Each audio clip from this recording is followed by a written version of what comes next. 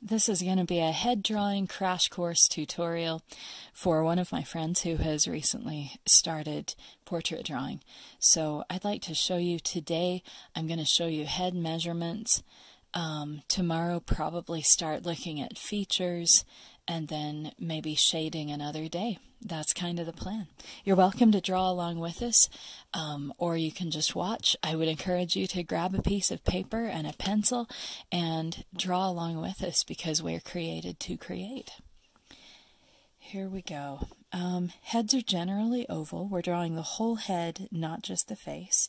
And what I'm going to do, I'm going to draw a sketch of the measurements first, and then I will lead you through the measurements on the other side of this paper. So make sure you got plenty of space. This is just rough sketch. Don't necessarily follow along with this, just learn. So you make your oval. This one might be a little bit short and wide. It doesn't matter for this right now. Halfway down, I'm going to draw a guideline about halfway down. And what's going to surprise you about this is that this is the eye level. Keep in mind this is the whole head from the crown of the head clear down to the chin. It's not just the face. So when you start off, all of your heads are going to look like they don't have any hair. Therefore, the eyes feel really low. Sometimes in my classes I show them, like, you know, we're used to drawing these little circle smiley faces, and they have the happy little, and the eyes are somewhere up here in the top part of the region. That's because this is a face, not a head. But if I draw it according to natural head proportions, it starts looking really weird because the eyes are halfway down. That looks like a button, and the mouth's way down there. Anyway, it just looks really strange. So,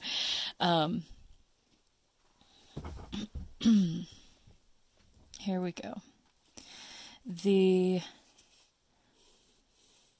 have this measurement, and then we have 1/3 and 1/3. So you divide the bottom half in thirds approximately. I was a little bit off. We'll shift that chin up a little bit. I shouldn't do that technically, but don't worry about it. So yeah, halves is first, and then divide into thirds. There are a lot of different ways to do this. I know a few people who are watching this are probably holding their breath. You are welcome to please leave your method in the comments below, and I would encourage anybody who wants to go ahead and read those comments. The more teachers you have, the better. It's in the areas, the gray zones is where two of your teachers' opinions collide. And that's the places where you're going to learn the most. So don't worry too much if you hear differing opinions. There are a bunch of different ways to do these heads. So this across here, I am gonna refine this just a little bit.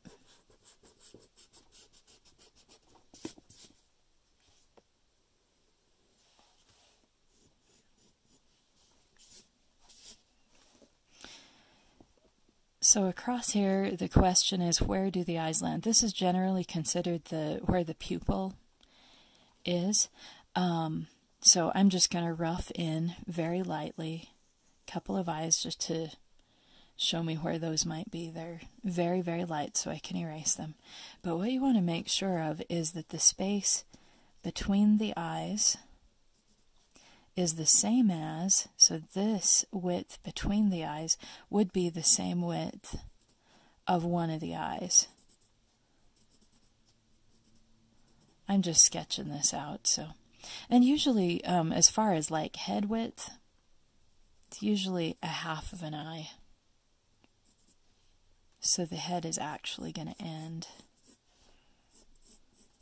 right about there.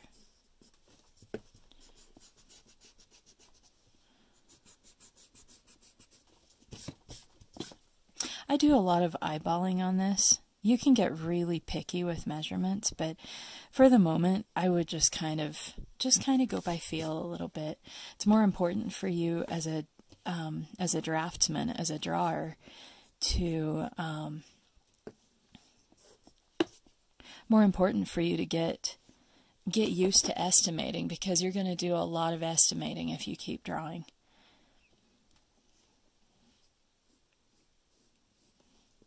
Okay. I get really fussy sometimes with little areas, and I just kind of start picking around. All right, so this is the eye measurements. Obviously, if you're doing a portrait, you're not going to leave these measure marks. Like, you want to make them really light. I'm just doing them dark because, number one, I'm fidgety, but number two, I want you to be able to see them pretty clearly. But if you're going to draw a full portrait over the top of these, you want to kind of go easy on it. So we've got approximate thirds down here. Sometimes when you're doing thirds, it's easier to see it by turning it to the side. Sometimes it's easier horizontally to estimate those. Just depends on how your personal eyes and mind work. But good to check it that way anyway.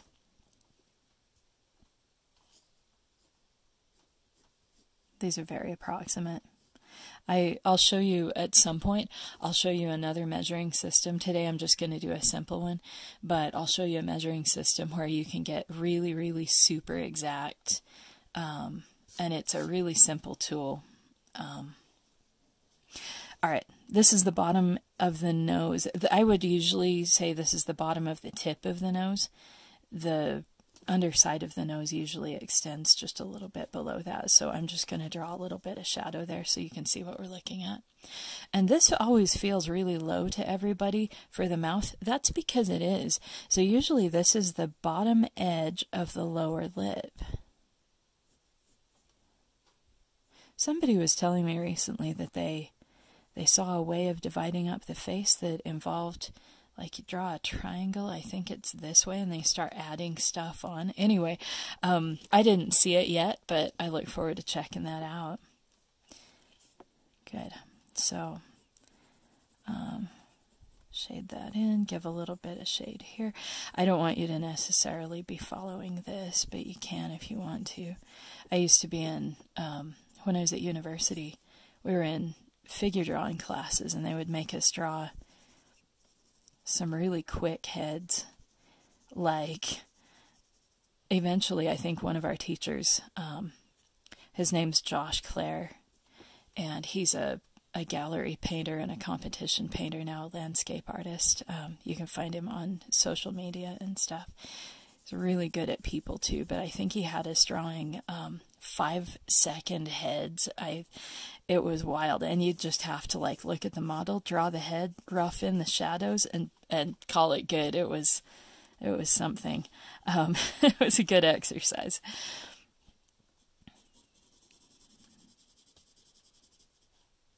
So I'm just doing this so you can see kind of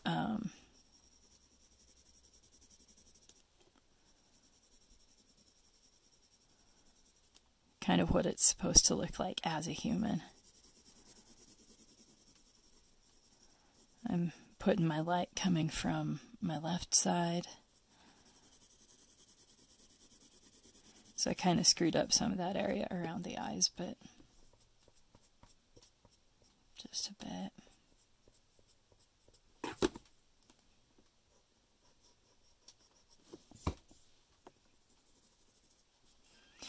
And everybody's face shape and form are a little bit different.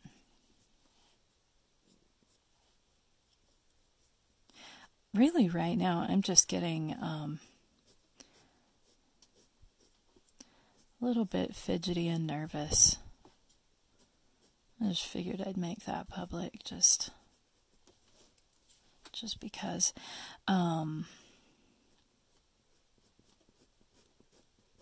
They always look really weird until they have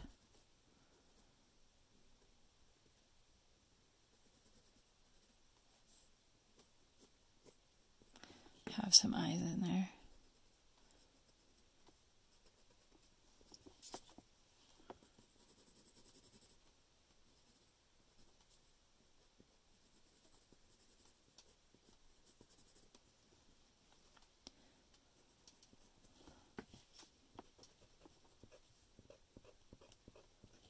This is why you want to make your measure marks all really light so they don't interfere with your your shading and stuff later on. If you want to get into something really intense, start looking at the old masters like Da Vinci.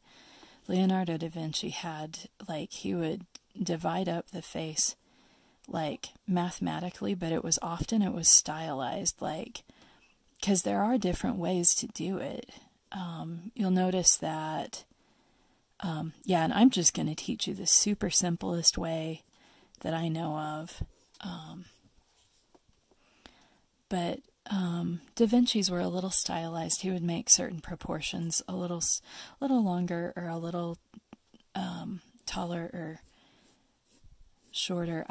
In the university classes, I think most students had, like, a lot of us had been taught by different teachers who would divide the face up differently. So there are different ways to do it. If you look at anime, they even make all the adults, they end up looking like children because they'll put the eye level, like they lower the eye level a little bit. They give it huge eyes like little children. This is a horrible sketch, but anyway, very large eyes, and then they squish the bottom part of the face, the bottom features, into a tiny space down here. Those eyes, just ignore me. Okay.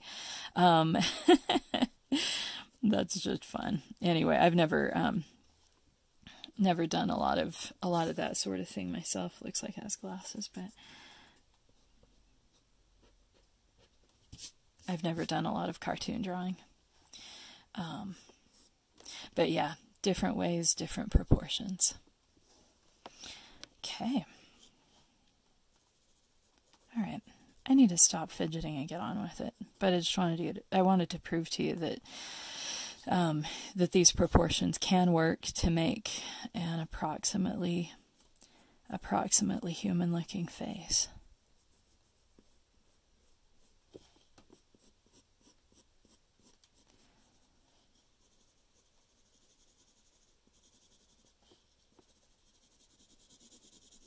I have a feeling that some of you are also following along with me, even though I said not to.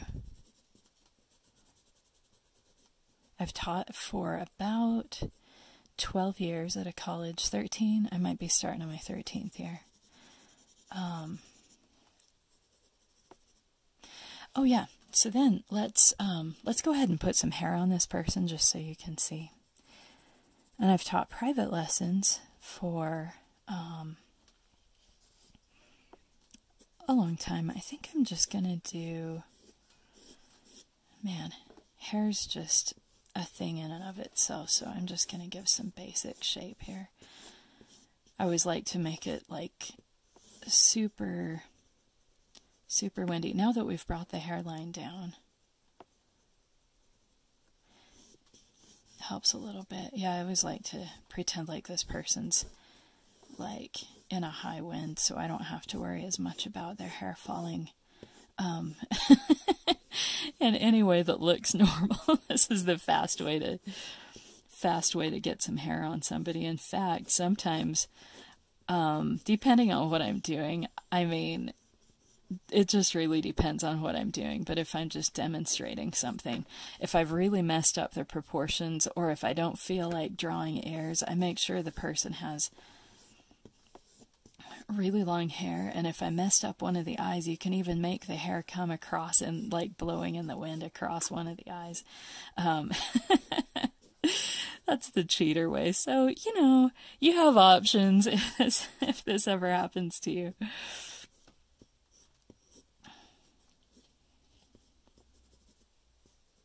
I do some portraits, but I'm not typically a portrait artist, so please keep that in mind as well. But I do know how to whip out a quick head in light and shadow if occasion necessitates. Here we go. Let's put a little shadow under the chin so it's not just a floating head. Here's the side of the neck. Put darkness of hair behind that. Okay, never mind. I just totally did the whole thing and what I promised I wouldn't do. There we go. I'm just cutting in a little bit to give this person a little bit of skeletal structure of cheekbone and jaw. Just a bit, and the temples there.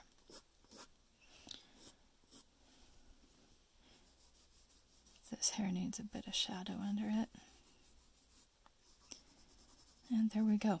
We'll go into more specifics. I'll keep drawing a few heads for a couple of days and try to show you some different things. I used to teach figure drawing classes, so we did heads. It's just been a while. Taught heads to one of my watercolor classes last year.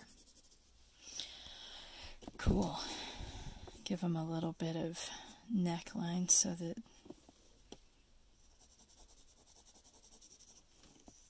they don't feel like necessarily they're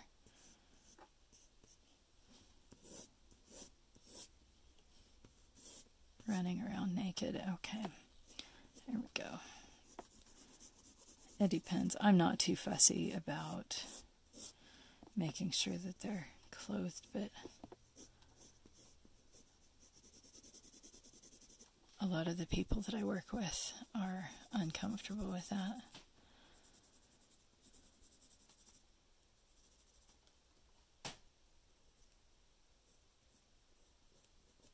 And the easiest way to do that, I think my point was, no, I really did have a point, I promise. I think my point was that you just put a little, just a little shadow right there is sufficient to be like, look like the edge of a t-shirt or something. Here we go. I'm going to use my fingers. I'm going to use specifically these 3 fingers because they're all approximately the same width. If yours are very different widths, you can just use 1 finger. You could use a ruler if you prefer, or if you have like some other object. This is a little bit too wide, but maybe a smaller tube of toothpaste, or maybe something like this. You could use this for your measuring if you wanted to. But yeah, my 3 fingers are about the same width, so I'm going to use them. So this makes it easy on me. What I'm going to do, I need a top half of the face and a bottom half of the face. So right up here, I'm going to make just a little tick mark right up there to show me where the top of the head is. And then right here. And then I move it down. If I put my pencil there, I can make sure that I line up right on there. So, and it's approximately, I'm measuring approximately across this, kind of roughly the first knuckle-ish. It's approximate. We'll be okay. Make that tick mark right below. So we have top half, bottom half. So those are equal. And my bottom half, I need to divide into thirds. So here we go. Draw a little tick mark right in between each of those finger gaps. Looks like mine are, this finger's smaller than I thought it was, so I'll have to adjust a little bit till they're about thirds. If you want to, again, you could just say, here's finger number 1, number 2, number 3.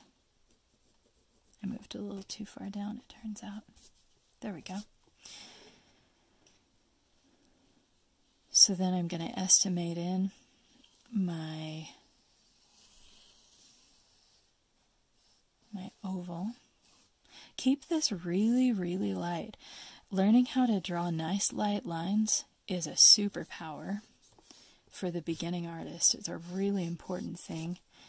And also, this is just a side note, if you're a person who draws a line like this using multiple lines, you're going to grind it into your paper and you're going to end up with furry lines. So if this is a line that's, say, the side of somebody's jaw, they're going to have a furry jaw every time. It looks like a furry line.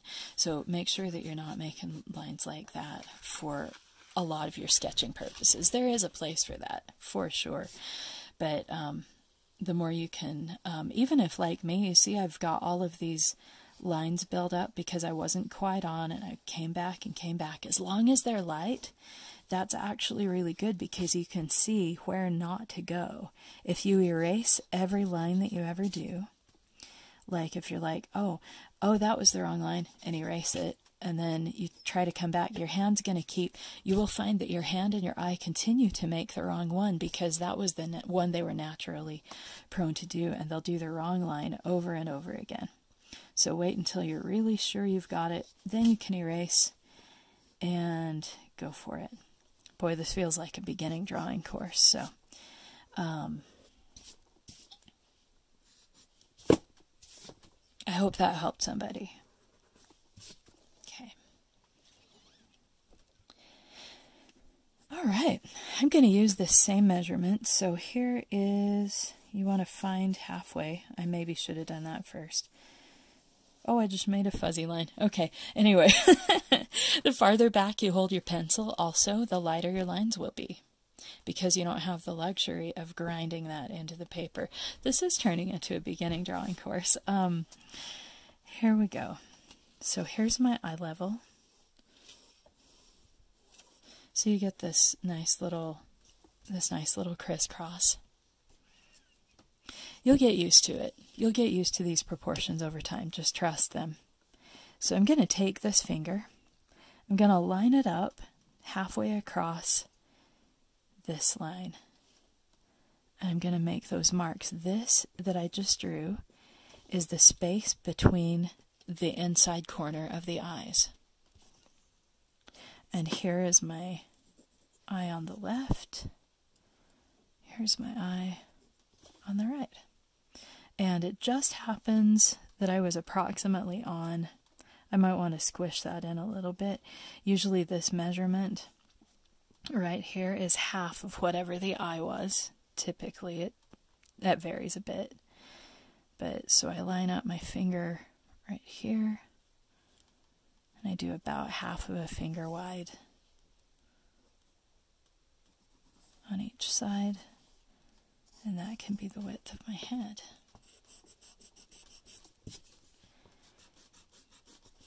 When you feel like you have a really good head measurement, and you feel really good about that, you can practice as many times as you want to, because that's as far as we're going to go with that today.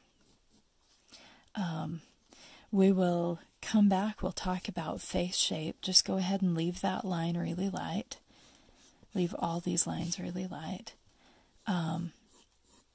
And we'll come back in a day or two after you feel good about that you have a head that's measured out really well. I'm going to make another video where we'll start talking about, we'll probably do a video on eyes, we'll probably do a video on noses, mouths, maybe ears. Those are, we might put those off. Just general jaw face and shape, face shape and things, and then we'll talk shading later on. So I hope that helped, and I'm super excited to draw with you again. Thank you so much for watching. I hope you've enjoyed this. Again, leave, if you have other hints for everybody, please leave them in the comments below and help everybody learn. Thank you so much. Have a wonderful day.